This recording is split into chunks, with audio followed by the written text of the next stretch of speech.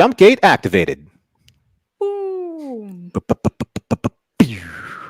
Wow. Hello, it's the Zocalo. We are all things related to Babylon 5, and we're going to delve into a whole new chapter almost. That's what this episode is all about. And before we get into all of it, I'm sure, and that's Norm, we're your lovely hosts. And yeah, we're about to embark on a kind of a whole new thing that a year ago didn't even seem feasible because we never thought we were going to get it. And that is the HBO Remaster. Mm-hmm. For the longest time, JMS said B5 is never getting the upscale treatment. It's not getting the HD treatment. It's certainly not going to get a Blu-ray treatment. Just give it up, guys. And then it seemed like out of nowhere, HBO Max gave us an upscaled version of Babylon 5. Here we are. And okay, yeah, right, cool. They'd been working on this for a while, but he was not aware, apparently. Or he was trying to keep it under wraps. I'm not sure which. And then here we are with it. And now seems like a really cool time to be talking about HBO Max, the B5 upscaled edition, because one, it's a whole new way to experience a show that we've already watched many times, but also a lot of new people coming into the fold. Right. Norm, you and I started this show almost 3 years ago now because Babylon 5 went on to Amazon Prime. And a bunch of new fans started watching the show because suddenly they had access to it. That's all it was. The Amazon Prime quality was terrible. Didn't matter. People got to watch the show that way. Yeah. But this is the best of both worlds. We're getting new viewers. We're getting a whole revitalization of the Babylon 5 discussion all over again. And it's in much better quality. This is an opportunity. Yeah, absolutely. You know, when we did start the show, you and I were kind of like in the flux of like some of our post-podcast lives. You know, you just finished up doing, you know, your incredible run on Trek FM with To the Journey covering Star Trek Voyager. I was just coming off of a couple projects with Trek FM doing Standard Orbit, and then coming off of another project with the Fandom Podcast Network doing Highlander, amongst other shows. And this was before I started doing Mission Log. So in that time frame, one of the big things that kind of like the seismic shifts in the universe that happened to us was when Amazon Prime said that they're going to be streaming Babylon 5. Now, Comet TV at that time was also streaming Babylon 5, but they do it kind of in different cycles, so it was very kind of hit or miss, much like syndication was at the time. So you had, indeed, yeah, right, exactly. Trying to pin down Babylon 5 using a TV guide or a newspaper was, I remember, it was tough. Yeah, it was Babylon very tough. 5 in my market switched time slots so many times, I just didn't. Yeah. It was hard to like just did not watch it until TNT. Exactly. So when Amazon Prime advertised it as such, Char and I contacted each other and said this would be a great opportunity for us to join forces and start talking about Babylon 5. Now, you're right. Amazon Prime was only streaming it not even in like the source quality. They were streaming it from the DVD quality, and the DVD quality is terrible, right? It's terrible. You know, that was poor to begin with because they stretched it to fit the widescreen format without any real kind of like buffering to maintain any semblance of quality. It's like if you try to take forgive me if this is completely something you don't understand, but if you take a JPEG off of the internet and try to blow it up, it's going to look really pixelated because there just isn't anything there to maintain your resolution. Exactly. And that's the issue with upscaling in any form when the authoring of those upscaled sources are not well curated, or people don't really understand the source materials or what is all involved in the production. So with Babylon 5, I think all Amazon Prime really did was take the DVD and maybe just their own DVD copy, whatever they were licensed, and then created them in a way where they reduced the file size so that it was easy to stream. Because remember, we're still dealing with a streaming service that doesn't, that, you know, it's very, it's very responsible of them, I should say. Maybe that's the best way to say it, to give people something that doesn't really kill their data program, for internet, or if they're watching it on their phone. So it's very easy to access Babylon 5. And that's a great thing, because it Sure. was hard at first just to get people to watch Babylon 5, but now they actually had the ease of being able to go to the Amazon Prime account and watch it and stream it and binge it and enjoy it. That's a huge goal. Don't get me wrong. That's a Sure. huge goal. However, Yeah. however, there are certain things that even in the DVD set quality did not translate well to the Amazon Prime streaming quality. And that's where the HBO remaster now comes into play. Yeah. Overall, it is a massive improvement over B5 in any other form that we have seen. Mm-hmm. So that's very exciting. Before we jump in a little bit too far, I just want to say hi, everyone who's logged in. Hey, Earl. Torolf, good to see you. Ernie, thanks for joining us. BC has always been here. That's right. Mauricio, haven't seen you in a while. Yeah, exactly. Right. Yes, he and Earl have always been here, and we love you for it. And then hello to everybody else. Thanks so much for joining us. We're going to kind of hammer out the details of what this next age, the third age perhaps, of the Zocalo is going to be, where we delve into watching each episode of Babylon 5 not remastered, upscaled on HBO Max. Right. Yeah. The thing is, wait. The expectation. Yes. Oh, before we dive in. Thank you so much for doing that. Buddy. Yes. Yeah. Let's not go one moment more longer. Val 2. Val 2. What are you drinking today? I am having a, I'll show you because we're not sponsored by this, but this is a whiskey that I have from time to time, only on really super special occasions, because I think this is a super special occasion. And we're going to be talking a little bit of a change in format here for the show. The show's not going away. As a matter of fact, we are refitting and retooling and kind of like remastering ourselves. So yeah, and this is a far right. Like, honestly, we were not a week ago thinking about completely, I guess, it kind of is a change of direction in the show. We're going to be doing a new thing. We're not going to kind of be floating from topic to topic. But you've been watching Babylon 5 on HBO Max, and you brought up the idea and said, what would you think about doing this? And I thought, well, gosh, why not? Mm-hmm. Now's the perfect time. We should be doing this. Let's do this.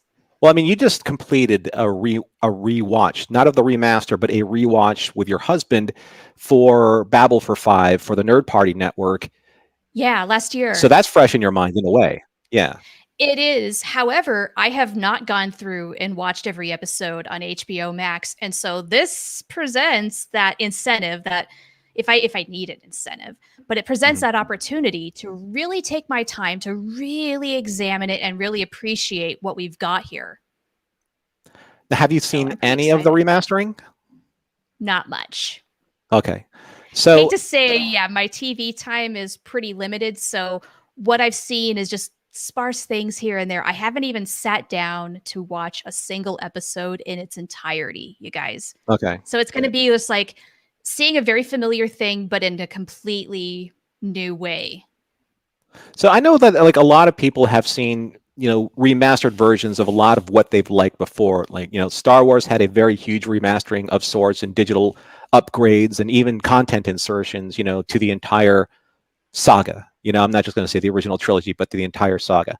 However, with Star Trek, when Star Trek got remastered, the original series got remastered in several different ways, especially with the new effects that were created by the Okudas and underneath their supervision and governance, and Doug Drexler as well. And then you also had obviously the massive remastering of what happened with the Next Generation, where everything was pretty much cleaned up, remastered, new digital effects, new color timing, etc., etc. Now, those are examples of amazing versions of remastered. And I'm not saying that what I've seen on HBO so far isn't a great improvement. It is in so many ways. But just to get the audience's expectation dialed in, it's not what they did to the Next Generation. They didn't go in there and upscale or digitally improve the effects, which is the one, still to this day, it's still like the one pet peeve of people who are trying to get into Babylon 5. Nothing to do with the It story, is. and even not necessarily nothing to do with the great debate. Did Babylon 5 or Deep Space Nine come first? Why? What were the reasons? Now, I don't think anyone really cares anymore. But one of the things, Well, I mean, that's I'm sure that debatable. there are a handful of people, but it's not like the flame wars of before. But Okay. with the HBO remaster, which was unbeknownst to pretty much everybody until I think it was either Sci-Fi Wire or IO9 dropped this article saying that HBO Remasters launches Babylon 5 remastered version, and everyone's like, "What? What? I know I did." Right? Yeah, I'm pretty sure I did a triple take. Yeah. They're doing what now? And it's coming when? Nuh-uh. Like, I thought it was maybe one of those fake, BS blog type articles written by people who don't really know what they're talking about. But then legit sources were really putting out all the blasts, and then JMS confirmed, and well then, Right. okay. So it was not BSB5. Right? It was not BSB. Hey, you know what? That maybe would be a good slogan for a T-shirt. What? Not BSB5? This Remastered this edition. this is not B5BS. Exactly. No, this is straight Let's up. make that a thing. So I remember when I read that article, and I went right to my HBO Max account, and I don't think it was I don't think it launched when I went to my HBO Max account, but when I finally went there, I went to my favorite episode, In the Rock Cried Out No Hiding Place, and looked at it for what the article was discussing. And what the article said was they took the original source masters. Now, this is what the article says. I don't have confirmation of any of this. It's still and DC's like our resident engineer. He's our tech engineer. So Earl, you could probably enlighten us a little bit more on this. From what I understand from the article is that they took the original source materials and then they upscaled it or improved the quality to 4K. Now, for live action, that's fine, because the source material, if it was shot on 35 millimeter film, you have the opportunity to be able to enlarge those masters.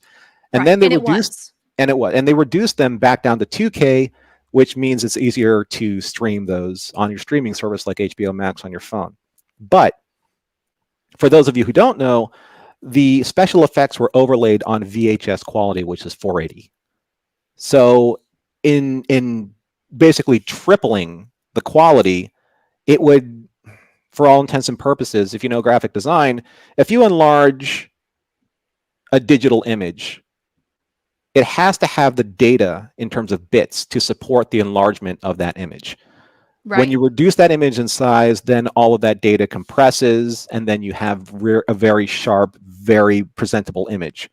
Well, that's not what Babylon 5 effects were. Certainly not after they've been recompressed for streaming purposes like Amazon Prime. So they had to go back to the beginning, right? The beginning? In the beginning? You see what I did there? Yeah, I caught onto that. So after they did... I'm sorry, I'm cutting you off. I just noticed that we have a birthday tomorrow. Maurizio. Yeah, happy birthday to you. Valtu again. Valtu. Birthday. So all of that tech gobbledygook aside,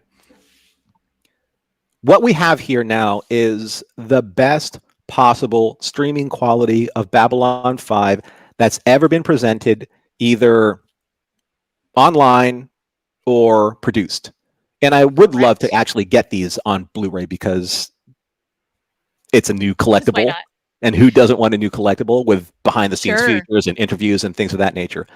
So, and side note, I mean, this doesn't seem likely that it's going to be going off of HBO Max anytime soon. But the danger with streaming is it doesn't necessarily mean it's always going to be there. It's not Kosh, but if you have a physical product, provided that you don't have some sort of natural disaster that destroys your possessions, you will always have that. Totally true. Totally correct. And that's like the danger of, people falling in love with Babylon 5 and hoping that it'll be on a streaming service forever. Because again, unless you have, your physical copies, it's a little bit more difficult. And the other thing that's much like HBO Max, and the problem that, people or fans of Star Trek had with CBS and Paramount, was actually going to a pay going behind the paywall service of being able to access something like this. So it's great Sure. that new fans are coming to Babylon 5, but the thing is that you have to pay to play. And that You doesn't, do. and usually people like collecting. That's their pay to play. They have that at their, beck and call. They have it at their comfort level whenever they want to watch it. I mean, you can now obviously streaming, but that's hopefully we'll get a product maybe later on down the line that's just a a physical copy of these remasters. Sure. But Although, you know what? With Hmm. HBO Max, if you don't want to get it just for Babylon 5, I understand.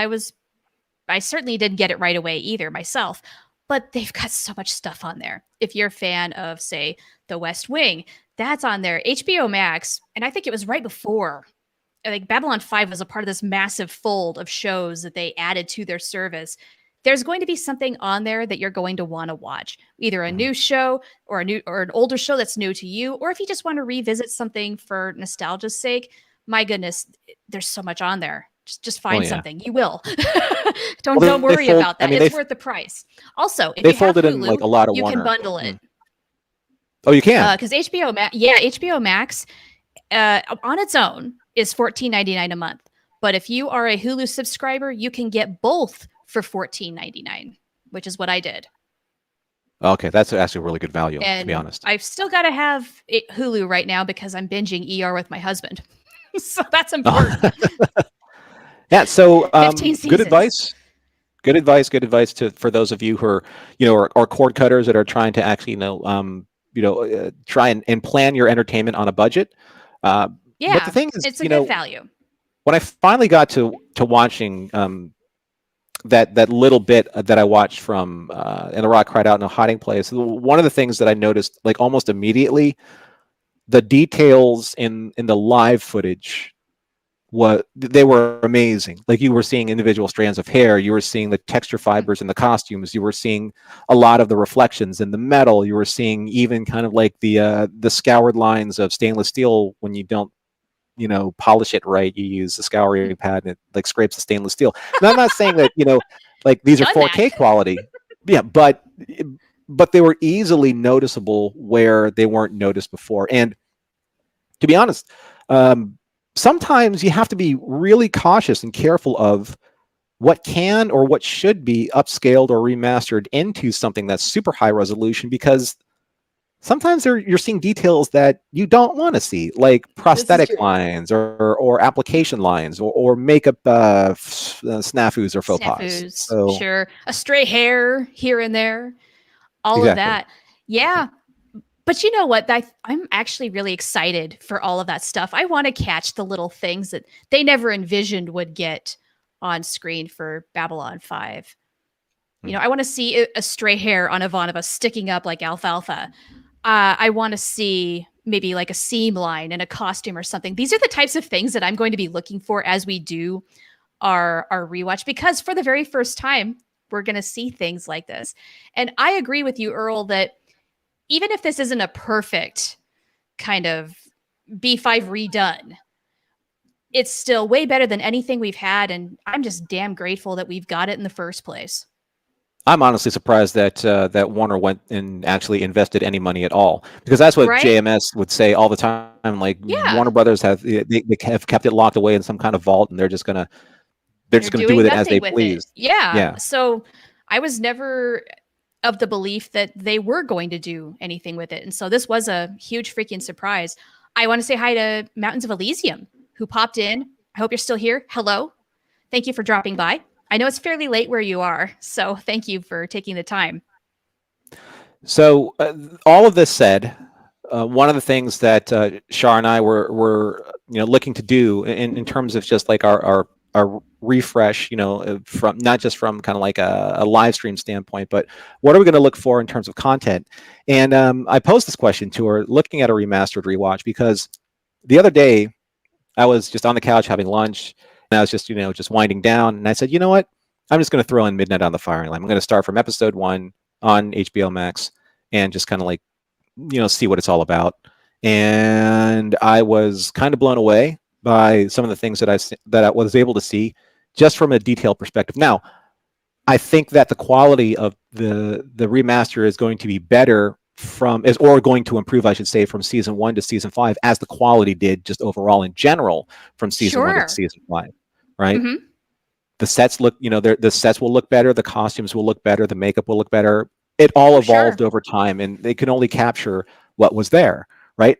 But all that's being said, one of the things, Char, that I texted you that I found so phenomenally interesting was there's a scene in Midnight on the Firing Line where Londo walks up to Jakar in the Zocalo, sitting at a table eating spoo. I said, okay, Yes. that's just this is Spoo. a funny scene where Jakar's eating spoo. He says, "Oh, I just have some spoo. It's fresh," and then Malari spits in it. What I didn't notice before was that however that spoo was prepared, because it's fresh, the Narn like eating it fresh because it really, incites the Centauri, because they like theirs finely aged, was that the spoo had some type of bluish powder coating to it. Which you had Almost never kind of like noticed before, right? but I didn't notice this before. But even more so, and this is where I was like, okay, we really need to do a rewatch because we're seeing things that we haven't seen before. That's that level of detail. When Because Jakar I was saying to texted you Malari, back. yeah, when Jakar said to Malari, like, the wheel turns, does it not? And they started kind of yelling at him. I actually saw the blue food coloring in Andreas's teeth when he Yes, was and eating I it. texted you back and said, I thought spoo was sort of like a tofu kind of color and texture. And you said, yeah, but. And Yeah. so I haven't seen the bluish tint to spoo yet. And that was this spoo. But the thing was that they showed him eating it in a take, and they showed him reacting to Malari just seconds, maybe a minute or so after, but you could actually see what he was chewing on in his teeth. And I was like, is this the clarity that we're getting? Also, I did watch a bit of Severed Dreams. Ooh, And at the very beginning, when we first saw Major Ryan introduced for the first time, I actually saw 5 o'clock shadow on Major Ryan's chin. Oh, I remember you mentioning this way back. Mm-hmm. Yeah, and just I'm like, how that makes so much sense as a logical kind of continuity point where this dude has not got the chance to shave. He's been a little busy. What a great touch. Right.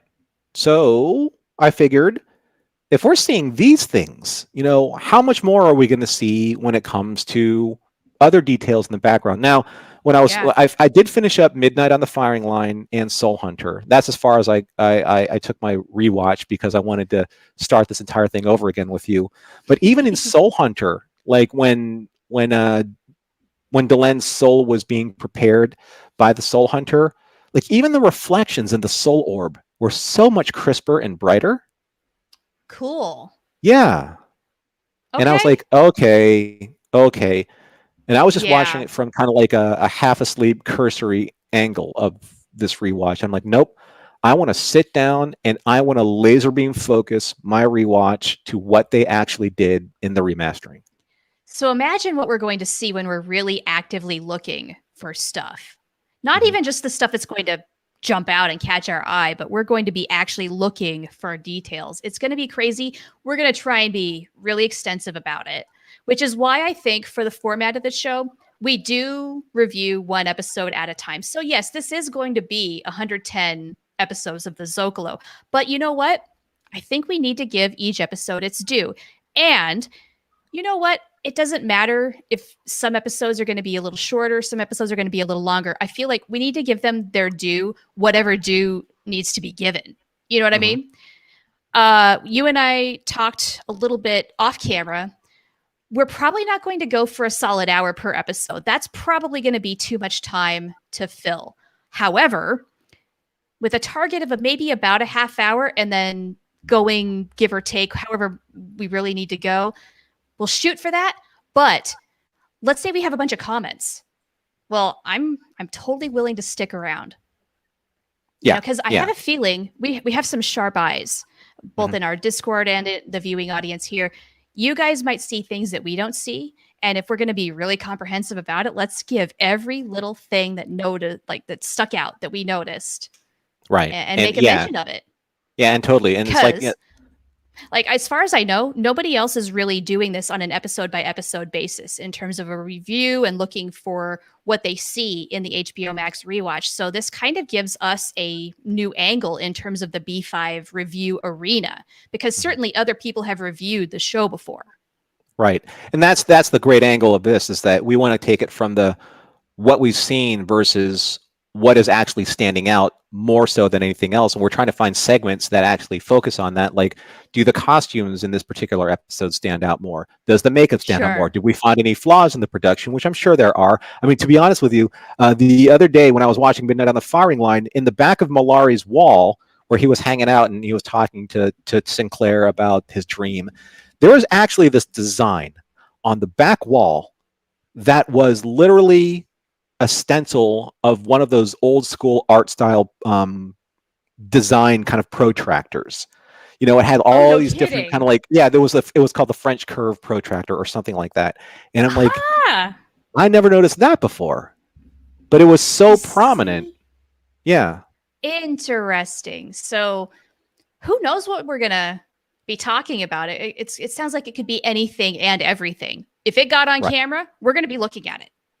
Exactly. And if So and the other thing that I really want to pay particular attention to and see if it actually improves over time, um, one of the things that was better, I wouldn't say that it's exactly where we want it to be, but one of the things that was better was seeing Garibaldi and his Star Fury team take a look at one of the cargo carriers that was destroyed by the Raiders.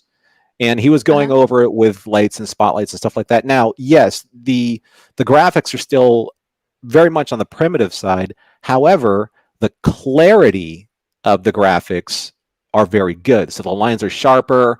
The level of detail is far more noticeable. I'm not sure if it's a good thing or a bad thing, because you're noticing how primitive, I guess is the best word, that those computer graphics were. But at the same time, though, they add a lot more believability because they don't look so low resolution. Sure. Mhm. Sure. So that's gonna be things that we discuss too. Like, is it a good thing that this was in higher resolution, or does it look shabby? You We get never to know. debate that. Yeah, I'm. yeah. What are you looking forward to most? I think in a visual effects or any kind of remastered look. I can tell you that I think one of the first things I'm really going to be looking at is maybe makeup and costumes. Mhm. Looking for attention to detail, especially on the more intricate costumes like Londo or the layers of Delen's outfits. That sort of a thing. I'm probably going to see things there that we simply just haven't had the ability to notice before. Yeah. How about Yep. you? I'm looking forward to seeing the depth of the set design, because I've always loved the sets, and there are some sets where you can still see kind of the carpentry issues, like with door jams and uh, paneling and things of that nature. You could tell that they were less integrated as sets as much as they were, let's get something on there that looks at least halfway decent. Uh-huh. So there's that. But those things evolve over time. As sets improve, as budgets improve, they probably like redid a few things. When you actually get to the war room in season 3, that Yeah. things are going to be a little bit different because you have a brand new set. You're not going back to the CNC all the time. Sure. But things that actually did still hold up quite well. Where like one of my favorite things was seeing Londo pull all those different components out to make that gun, in his suite. Those Uh-huh. things like looked fantastic. You could see like the individual wiring. You can see like just what the components were made out of. You can see a little bit of the brushed steel on some of those props. So things like the Okay. Minbari fighting bike. I'm wondering if we're going to get a little bit more detail in that, or if we're going to get a Yeah. little bit more detail in. I haven't seen like the Charlene class cruisers yet, so I want to see those big ships and want to see if they have more detail on those. Sure. Things like You that. know, something I'm looking forward to is the evolution of the White Star. Because Yeah. even when we're not in upscaled mode, you see that the set changes a little bit. Well, seeing that in higher quality, let's see just what amount of attention to detail happens when. I'll tell you one thing that I saw that I thought was absolutely phenomenal is it was in it was a minute on the firing line, and Sinclair goes to see Kosh, and I never really noticed that his kind of like his dressing screen had the same stained glass pattern as his chest piece on his armor. And it was really nice because the glowing Hmm. effect of Kosh behind that, like a spotlight, showed a lot of the kind of like the lead veins of the stainless or of the stained glass kind of pattern. And I was like, oh, and his armor looked phenomenal. I mean, you could see like so much detail now in his armor. So Wow. you have that. Okay. Yeah. Wow. See, so okay, we've got a lot to look forward to. Shall Yep. we talk a little bit more about the structure of the show as we've very vaguely defined it so far? That way, our Yeah. listeners have an idea of what to expect. Plus, if you guys have some input on the show, this is your chance to help us shape like kind of this next course of the Zocalo. So let's go for it. All Mhm. right. So it sounds like you're in agreement with me that you want to do one episode at a time. Yeah? I think so. I think that's probably best. I think so. We go however long we need to go. Because that's the joy of streaming is we don't have to fill a full hour, but if we do, that's fine. And then whatever, it's we'll be consistent about starting at the same time, and then we go as long as we need to go. Mhm. So as far as show structure, here are some of the elements that we want to tackle for sure, which are we're going to do a quick synopsis just for a refresher, just to, hitting things, just so everybody's on the same page. Like you can certainly follow along with us if you want to rewatch with us, but I understand life is going to get in the way and you might not want to or not able to, what have you. We're going to go through JMS's preferred viewing order, and we have a link for reference if you don't know what exactly that is. One sec, I'll put that in the chat. There it is. We're going to do that. I'd kind of like if we have any cool trivia, fast facts, things Mhm. of that nature. I think it'd be fun to include something like that, followed by what did we notice as we get into the episode, and maybe some important plot points.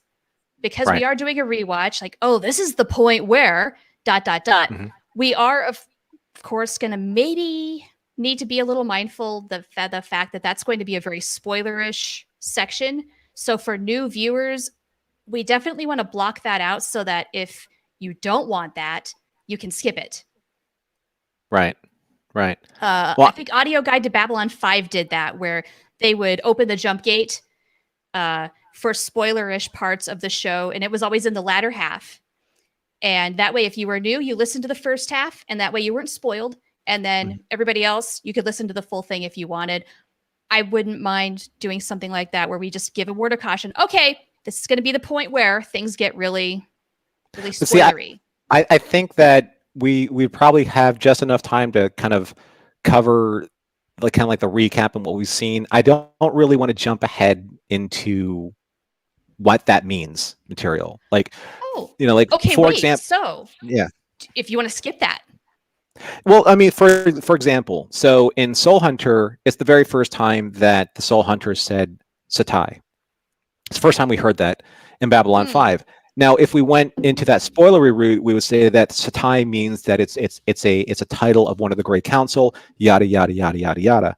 I don't really want to go that direction so that people can watch our episode in its entirety. So it just covers what we saw in our observations of that episode. We do that on mission log, so we don't jump the timeline too much, and we focus specifically on something that won't.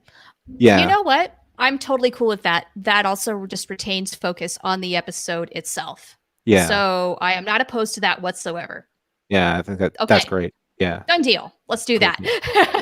So we're not going to do any important future plot points necessarily. Not like that. Yeah, not like that. I mean, the Soul Hunter did say that, what is someone from the Great Council doing serving on Babylon 5 as an ambassador, right? So that's we can something pose that the question. Sure. Exactly. Maybe, he but posed not the give question. away the answer.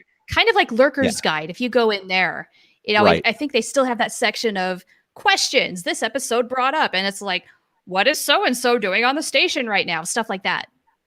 Right, exactly. And that kind of like put things into focus. So people, when they watch it, they're like, oh, it's like kind of like Londo's dream. We'll talk about Londo's dream that he and Jakar are like squeezing the life out of each other. But we won't talk about, say, what happens War Without 20 End, years part 1 and later. 2. Yeah. Right. Right. Okay. You know what? That's very good. That Yeah. sounds really good.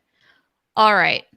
What else do we need to hash out here? We've decided how many episodes, roughly the length of the show, some segments. Is there other stuff that we want to include? Or, I mean, is I like this going to be I like what enough? Torral said. Hill that he said you could include important changes in the upscaling or something like that. So I Well, think I think that we will. yeah, yeah, That's going to be all about what stands out to us, I think. yeah, totally. Mm-hmm. Yeah, but I think that with like our usual toast, a brief synopsis, going into like what we noticed that was new, major plot points, and major things to focus on. I think that we'll probably find, well, much like any kind of like rewatch or any kind of new show, you'll stumble a little bit like on the way, like the first 2 or 3 episodes, and we'll really find like the flow of the format. Yeah, we're going to have to test drive this a little bit. So the first Yeah, one, probably, certainly looking back in retrospect after we've done this a little while, it'll be a little rough, but that's okay. We'll figure it out.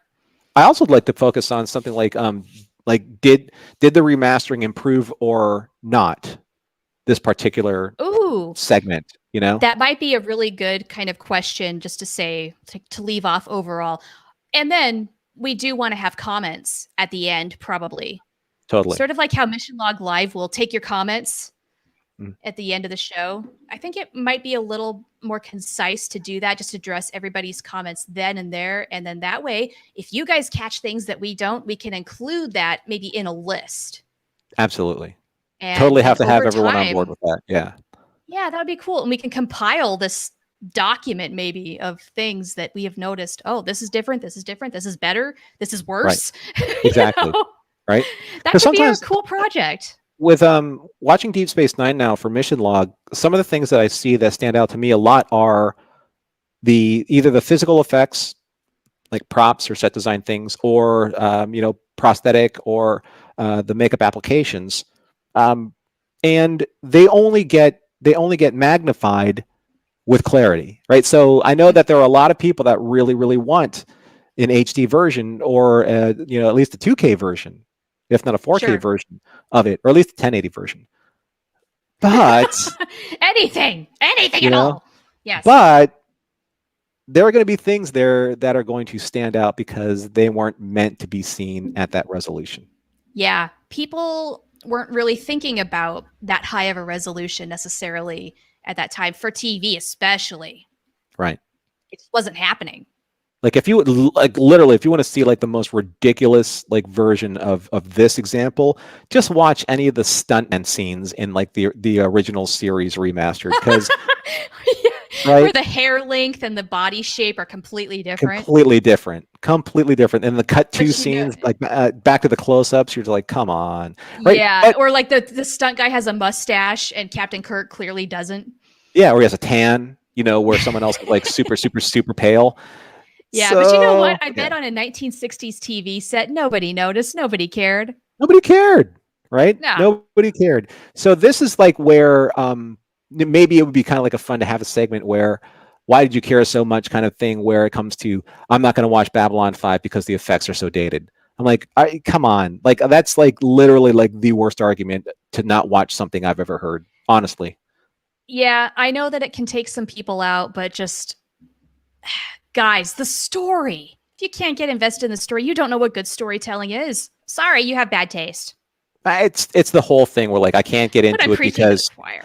well, like, think about it this way: in Midnight of the Firing Line, the entire thing starts with the Battle of Ragash 3.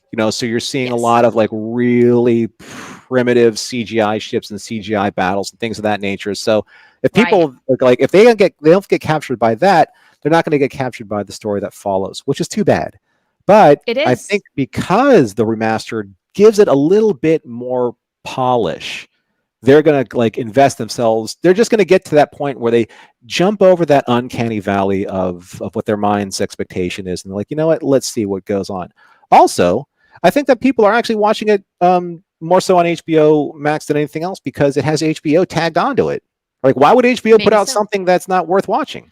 It's true. HBO has had a whole long series of successful TV shows that people absolutely adore. Mhm.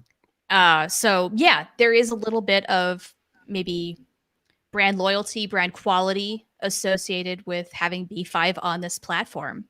Right. Yeah. Yeah. Yeah. Oh my gosh.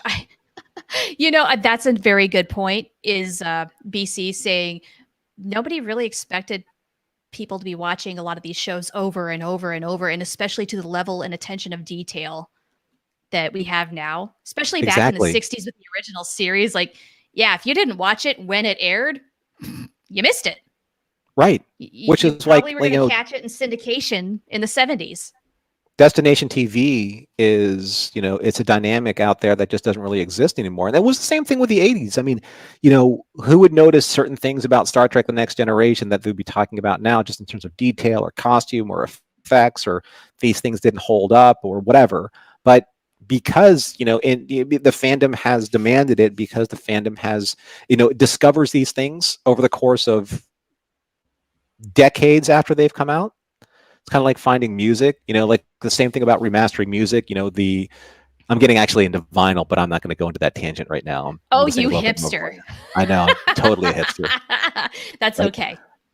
Yeah, but you get like people are saying like, why vinyl over digital? Or can you actually hear the compression? Are your ears that good? Well, are your eyes that good if you can't actually see the difference in this digital remastering or rendering? But sure. It's whatever it takes to get a new audience on board, I think, is what we're really trying to capture here. Yeah. And what's really fantastic is it does seem like a lot of people are watching the show because of HBO Max, because it is upscaled. Mm-hmm. I mean, you and I know several people who are watching it right now for the very first time, which is very exciting. Very happy to have new people in the fold and watching the show. And I think a lot of it is because of the upscale. I think a lot of people were warned, ooh, yeah, Babylon 5, it's a really good story, but some of those special effects don't really hold up. But then the backlash in response to that with this version has been, but it's better than ever. Give it a freaking chance. And people are. And they are getting drawn into the story. And you know what? Happy to have everybody here because, that's the only way this fandom will last is getting a little bit of new blood in it. Well, we're kind of like the dust pushers, of Babylon 5 podcasters. Like the first taste is free, right? And the rest of it, you got to pay for. Something like that. Earl has a great comment. He says, maybe another angle to capture is paying attention to these early years of story arcing and contemplating how much things have changed since then because B5 was the DMZ between episodic and serialized. Yeah, sure. We're so used to it now, but back then a serialized story was either a soap opera or you just really didn't do it.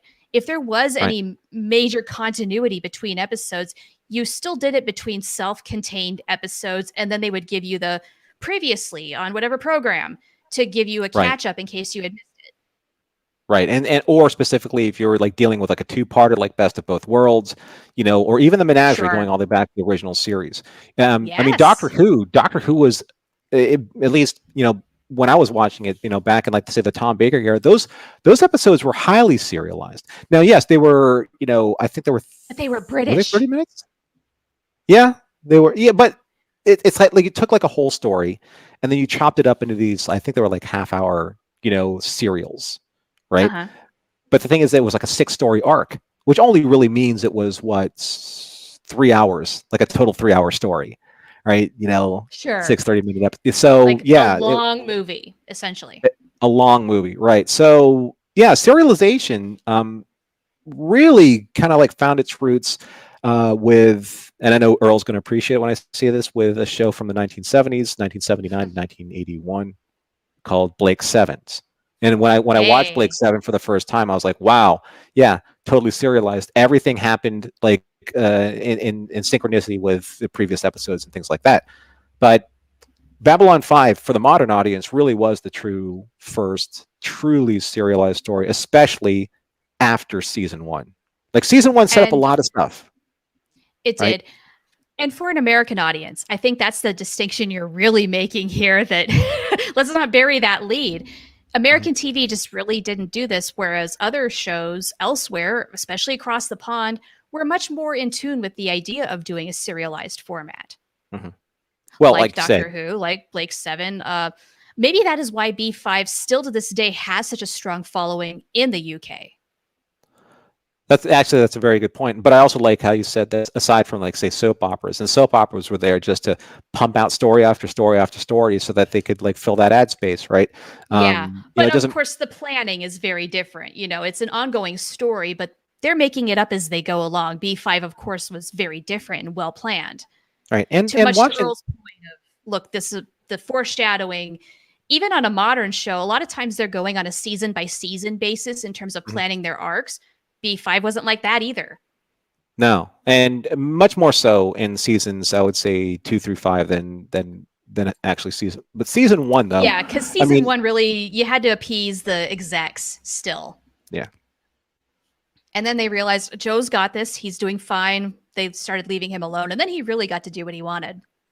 Well, after, I mean, you know, many fans know this. After Larry DiTilio left, it was pretty much Joe in the writing chair in making sure Yeah. that, you know, those things came out, you know, on time, under budget, and, you know, obviously, you know, very consistent, you know, in the storyline. But it's not like Babylon 5 didn't have its own one-offs every once in a while. Season 1, though, True. because it was laying so much groundwork for the rest of the series, had to have a little bit of one-offs here and there, you know, because they would. It's interesting because, like, say, Quality of Mercy, that's a one-off episode, but it planted probably one of the most significant elements in the canon of the Sure series did. that doesn't come back until like 3 seasons. Well, 1 season later, and then 2 seasons later after that. So Yes. that's where something like this, it was kind of like unheard of. Like say in Star Trek, like the Next Generation, like Encounter at Farpoint, all of a sudden, you know, Grappler Zorn just showed up later on in like season 5 doing something, right, with, you know, with a giant jellyfish. Yeah, and with no prior warning too, which is the great thing about it. Is by season 4 I'd forgotten about the alien healing device that first time around. Mhm. And then all of a sudden, holy crap, we have a major plot point as a result of this thing. Exactly. That is And that is B5 the magic. beauty. That is the beauty of this show. That is Yep. the beauty of this show, right? And it could not have happened had it not been for the genius that is J. Michael Straczynski, but the level of work that he Mhm. put into the story before a single moment of it aired on TV, which Cool. a lot of shows don't ever get that chance, Right. for one. And he took a huge risk Mhm. with it all. And we're so lucky, I guess, that that it panned out even as it did. You know, it wasn't perfect, but I understand when Joe says, hey, look, I don't think about what could have been. The product needs to stand on its own 2 feet. He says that a lot on Twitter. Just things happen the way they did, and I've got to be okay with that. Because even that was nothing short of miraculous. Well, I mean, you know, you can't plan for every single contingency, no matter how many trapdoors that you actually build in your storytelling, like JMS was, you know, He is he was one wanting to do. human. Yeah. But for the Even though most he's part, amazing. though, you know, for the most part, though, I think that what we're really looking forward to here is like looking at this entire rewatch with if anyone wears glasses, if everyone has worn glasses, or even if you had a really, really, really dirty car windshield, it's amazing, like that very first time that you like wipe off the muck off your glasses or wipe off the muck off your windshield and you start driving around again or walking around again, and to have that just ridiculous amount of clarity to something that you got used to. That's what I putting in your think, like, contact lenses. yeah, that's what I think like this is. It's like taking something that you know that's so familiar and just giving it such an amount of focus and clarity. I can't wait. I can't wait to rewatch this again this way. Yeah, I'm looking forward to it too, with a fresh pair of eyes, which Mhm. might be the way to summarize this. I want to say hi to Joanna, who has joined us. I hope is it Joanna or Johanna? Either way. Yes. Yes. Yes. Yeah, I do agree. I agree with this comment where, yes, the first episodes are considered very much one-offs, but even they are planting little seeds that matter down the line. Oh, You sure. just don't really know it at the time. Right. Right. Well, They again, can be like sneaky. in the 2 first episodes that I saw, or the 2 episodes that I saw, Midnight of the Firing Line plants the 20-year span between Jakar and Londo. We know what Right. happens to that, you know, 2 seasons later, and then in Soul Hunter, Sure. we start talking about the soul orbs. They even mentioned Dukat. You know, like the Soul Hunter said that Sure. like, you know, I was prevented by saving the soul of your leader, Dukat. That's what he said. And I was like, So what? yeah, but even that, if you're really paying attention, that has implications down the line. Things are there that it's Exactly. world building, even if you don't know Exactly. it. Yep. Yeah, And it's that, like, cool. and that's why I didn't want to really kind of like jump into the whole let's talk about that reference, because, you know, we take that all the way to atonement, you know, and everything that happened, you know, in Yeah, the dreaming. So I don't really want to go and down that road. that could be really extensive. Exactly. So Exactly. Yeah. yeah, Yeah. yeah. I don't have. I mean, I love Babylon 5, but I don't have 5 hours, especially in these earlier seasons where they are putting all sorts of tiny little details to be comprehensive about that. Yeah, nah. Oh, I also got Born to the Purple too, and I was watching stuff with Adira, which was awesome. Oh, Adira. Yeah, Adira. Yeah, exactly. So good. Wine, women, song. Yeah. All right. That's why we're doing this, so that we can get to those Yeah. Oh my moments and talk about gosh. those on screen. So Yeah. much good stuff. Before we go, as we wrap up, anybody got anything they want to throw out there in terms And if of you the don't, format of the show, suggestions, comments, questions, any of the above? But I feel like we have a fairly decent floor plan for what we're going to do. And then basically next week, we're going to dig right in. We're going to do Midnight on the Firing Line. Even though it is Memorial Weekend or Memorial Day weekend in the States, normally we would take a holiday off, but we're eager to jump in. Plus, with summer plans, Norm, I know you're going to have to travel at some point. I'm going to a have to little bit. travel. Mhm. We're going to have to take some time off. So it doesn't seem like, well, we should take a break and then get into it. No, no, no, no, no, no. Let's just do it. So, Are we doing? Are we going to jump in there? Or are we going to do the gathering first? well, here's the big question: is The Gathering is not upscaled to my knowledge, even though it is on HBO Max. It's very confusing because they list that as the first episode. So, somebody out there, help me out. Am I totally talking BS or am I right? Because I think that's the way it goes. I'd actually have to take a look. I haven't watched The Gathering I yet, haven't either. but So, in the episode list, they actually do list it as episode 1, which makes my yeah. brain hurt so much when I see Midnight on the Firing Line is episode 2. Yeah, It guys, just no, that's not what it was. Mm-mm. Yeah. So I'd like to reference, even though we're watching the HBO remastered, I'd like to reference them in the episode numbers, how they were broadcast. Yes, let's not confuse this any more than it already has been. We will correct you, Right. HBO Max, until you fix us. It's funny. I like a Torolf's discussion, a discussion about food and drink that was in the show. Remember in Midnight, All right. like, you know, Ivanova walks up to a very strangely make-up, super tan version of Garibaldi, where she goes, you know, you eat like a starving man. I don't know what he's eating. It looks like But he's eating he's just, salad, like, but he's just mowing through stuff. And then at the end, he like has, Working it down, man. I think he has popcorn with Delenn talking about his second favorite thing in the universe. Okay, so Right. food. Okay, this is a very mission log thing, but I'm down for it because I you think guys it's love funny. talking about food. But then there's some cool food stuff in Babylon 5 too, so why not? Yeah. Well, you get the flarn, you know, all that kind Yeah, of the stuff. flarn, the spoo, the popcorn, whatever the hell Right. it was that Garibaldi was eating. The You know what the we're going to have to Bavari. do is a tracker on Garibaldi's receding hairline. So good. Hair trackers. Hair I'm tracker. in for this. Right. I That's love so tracking funny. hair changes. That is so funny. Okay, so Okay. I'm going to add that to our paradigm.